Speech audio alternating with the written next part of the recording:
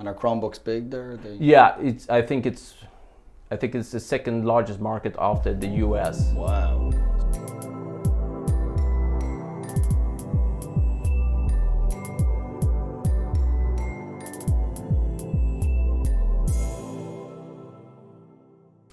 So you were talking to me earlier on about the kind of education space. You guys, we personally don't work in the EDU space, but you guys seem to do quite a bit in that space. What's been your experience in Sweden? What's the sort of difference maybe from the UK market?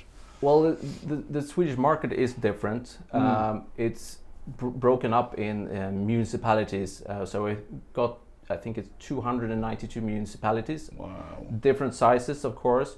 So they tender and purchase devices, software as a group. Oh, so you don't pitch to the schools or colleges directly? No, and that's very different. Not the principals either, but rather centralized people. So they have, weird. most of them have at least one ICT leader with an education focus, managing. Currently, it's been a lot on the GDPR topic, of course, but otherwise it's like purchasing and finding application that suits their business needs. And does that, do you find that obviously it differs from UK and Ireland, where you'd often be dealing directly with the IT team in a college or a school? But do you find that it's better because the people maybe have an IT focus, or they have a knowledge of IT, or is it worse? Yeah, exactly. So the ICT individuals, they do have a lot more experience. They are in most cases the super administrator of the G Suite for Education domain. They have Google groups that they interact with, and Facebook groups as well. So they are more of administrative people. They visit trade shows, and we interact with them. So I introduced the Chromebooks to the Swedish market, 2012, I think. And are Chromebooks big there? Yeah, I think it's the second largest market after the US. Wow. So I think it's bigger than the UK. Yeah, I think it's roughly 300,000 units per year or something like that. Wow, roughly. That's amazing. So it's been a really momentum, and that is also connected to the government putting in funds for a vision of making sure that all students have access to IT tools. So in the end, the goal is for every student to have their own laptop. And part of some of the development stuff we were talking about earlier with our kids, that those sort of programs of bringing coding and things, it's probably part of similar. It's just a follow up of that. So what we've seen, what's different to the SMB or the enterprise business market is that they have the same requirements. It's the same foundation laws governing their operations. A business customer, you got taxes, those kind of things are similar, but all companies operate with different business models. But the business model of a school is more or less making sure that the students learn. Get the education and learn, student focus. So the requirements are the same, and the needs as well. So we've got different requirements, inquiries of doing software development for municipalities.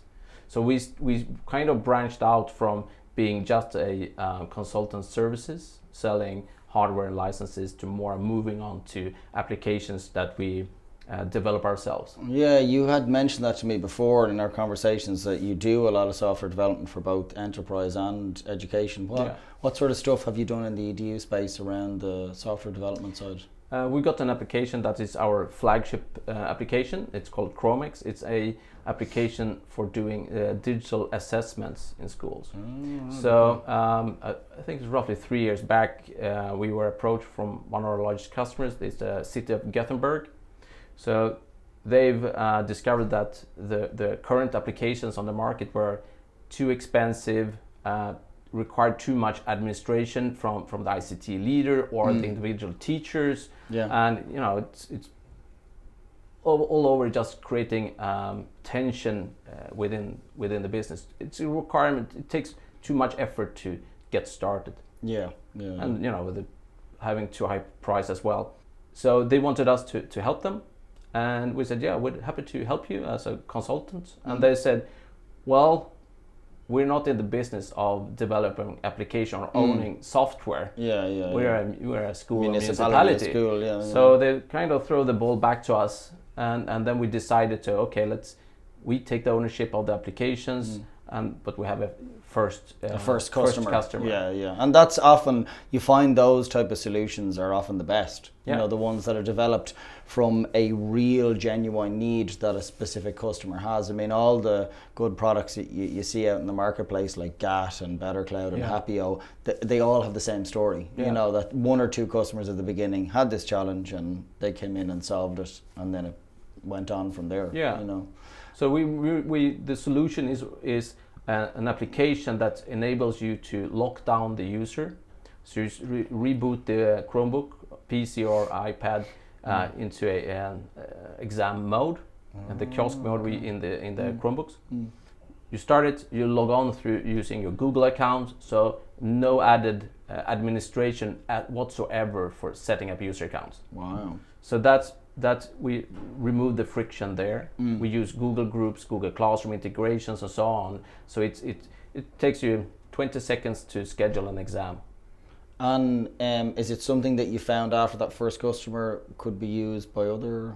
Oh yeah, we identified that immediately, quickly, and then we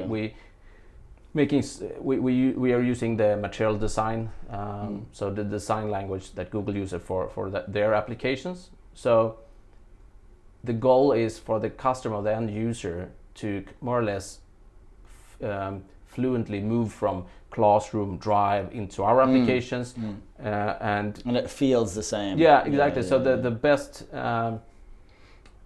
review we ever had was a customer saying, "Hey, have you seen Google has released an exam app?" And we were like, "Oh shit!" Yeah, you thought it was like it got better. Yeah, and we realized, it's our application. So that was the best review we could ever have. That's brilliant. They actually thought it was Google's. Yeah. You can't really ask for better. So it enables you to it's translated in 8 different languages, and it's very fluent. You more or less you can schedule an exam, attach files from Google Drive, docs, sheets, PDF files, whatever, videos. So you add all these resources. And when the student signs into the application, he gets access. It looks like browser tabs. So he gets an area to writing the exam with some accessibility features and so on. And then he can switch different tabs to get different resources. And is there somewhere people can go to kind of learn more about it? Is there a the application is in www.chromex.io. Okay, cool. We'll stick a link in the video as well. So just kind of sticking with the education piece as well, I know you guys have made a major announcement quite recently. You have a joint venture that you've started with another couple of other Google partners. Maybe you could talk to us a little bit about that. I can start explaining why first. So what led us to that? So we had this success with Chromex.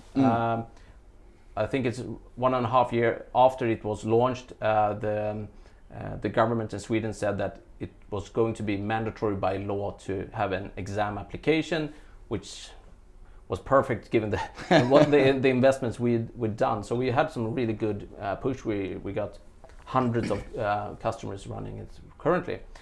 And then we continued building other applications as well. We're seeing that we are approached by other partners at all times, and I'm sure that you get requests yourselves on selling solutions for other developers to your customers. But I think that it's very hard to invest the time in learning new applications to be able to provide to your customers. We really want to understand what the value an application provides. So with that in mind, we want other partners to assist us in selling our solutions, and they want us to help them. And I think something as well that we'd spoken about before that came up at the event was, you don't want to reinvent the wheel. You know, there's no point in us going and, if our customer needs some exam solution, going and spending time developing that. You guys have already developed it, so it's more and goes back to the previous conversation that we're no longer break and fix fireman, but solutions yeah. engineer, Yeah. finding the right solution, and then you need to know about all the solutions out there. So with that in mind, we had for a long time, several years prior, we had conversations with Ian Nairn of C Learning in UK and Lauri Kaski of CloudPoint in Finland. So we're having conversations like, hey, can't you sell our services? Yeah, but if you do sell ours, and back and forth, and then we got to more or less to the conclusion that we need to make sure to create an umbrella for this endeavor, pool our resources together, and thus founding Dell Cloud to initiate a pan-European umbrella for solutions for education customers as well as business customers as well. So it isn't. It's primarily focused CDU, or is it? Not really, because our business is roughly 50% business customers. CloudPoint is roughly 50% business customers as well. So, right. Okay. So with the combination, we can assist both. We can assist customers regardless of size and geography. Yeah. No, I think it's fantastic, and it's I know yourself and Ian had been talking to me about it for a while, that this was something that was coming down the line. And I think it's great to see that kind of collaboration within the ecosystem. Do you know what I mean? I think me and you are big on partnering and pushing partners to work together where it makes sense. We had a piece in the event yesterday that someone isn't just a competitor. There's often another side that you can work with them on, and you guys have found that. Yeah, exactly, which is great. And in Ian and his business colleague Jamie as well, and Lauri, I've found friends. Yeah. So taking that kind of business partnership, taking that a step further. It's a natural fit. Yeah. And I think there is definitely, or there certainly has seemed to be for me, having come from more traditional break fix and Microsoft, we would have been Microsoft partners prior to Google. I found that the Google ecosystem seems to lend itself more to that. Do you know what I mean? There seems to be more collaboration, and maybe because of the size of the ecosystem, I don't know, or the type of businesses. It sure is. Of course, we have local competition. So currently we've just go by country, and then everyone is happy. No one is stomping on anyone's toes. But I think even when there is, like ourselves and Cobry, they're based in Scotland and we're based in Ireland, but we would overlap on opportunities in the UK. We both sell into the British it's a little market. Different how the different markets look. So in Sweden we have very few partners, and we kind of we're like that in Ireland. Yeah, we kind of do everything for the customers. In the US, I know that it's so big. A municipality there. What do you call it? State? No. It's different. Whatever their districts. Districts. They might have 3 or 4 Google partners. Pitching one for the business. For different areas. Time, so they will have one for hardware, one for licenses, one for professional services, and some for applications and so on. And so they are really niche players.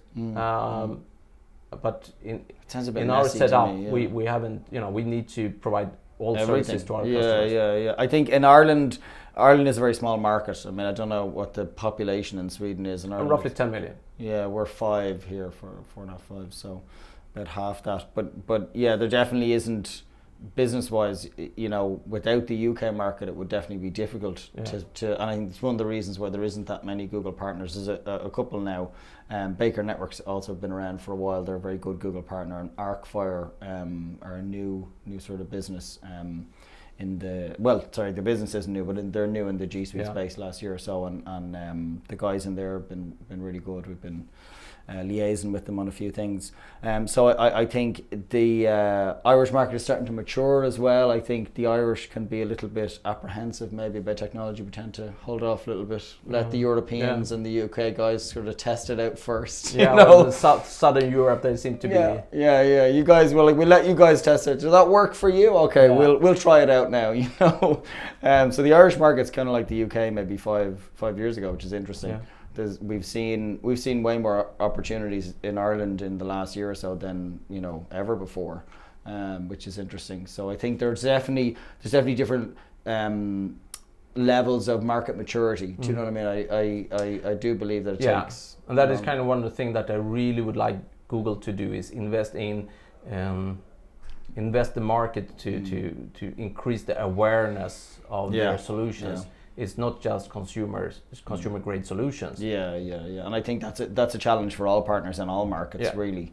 Maybe it might be different in the US, but I think for most customers, that frustration of seeing Microsoft ads everywhere but not seeing a lot of Google ads. I hope that they're working on it this year. I know there's been some announcements that they're going to invest more in it. It tends often for ourselves to be around Google Cloud, like a more generic overview stuff, rather than maybe specific G Suite ones, or Meet or Hardware or Jamboard or whatever. I think that's maybe what they're missing, is that more specific stuff, because we're still having conversations with customers where they're like, "What's G Suite?" And you're still having. My pitch is, if a relative or friend asks, "Hey, what do you do?" Well, with Google products and services, not ads. That's still. You still have to do that, because Google are still known as an ads company. Yeah, it's difficult. But I think the partnering thing that you guys are doing is great, and I think partners are the ones who are really kind of driving stuff forward. Lately, there's been some really interesting announcements over the last few months, and I think there's more to come in 2020. Where we ourselves have an announcement coming up with Cobry, where we're doing a joint marketing activity with them over the next couple of months. It's an online event, which is kind of ironic because the coronavirus has now hit and nobody can go to real events. So that wasn't on purpose. We didn't know it was coming, but it's quite serendipitous. So we have the content ready now for for an online event, which is good. I think we'll wrap it up there. That was great. Thanks for taking the time to talk to us. It was really valuable and some good insights there for people. Yeah. Thank you.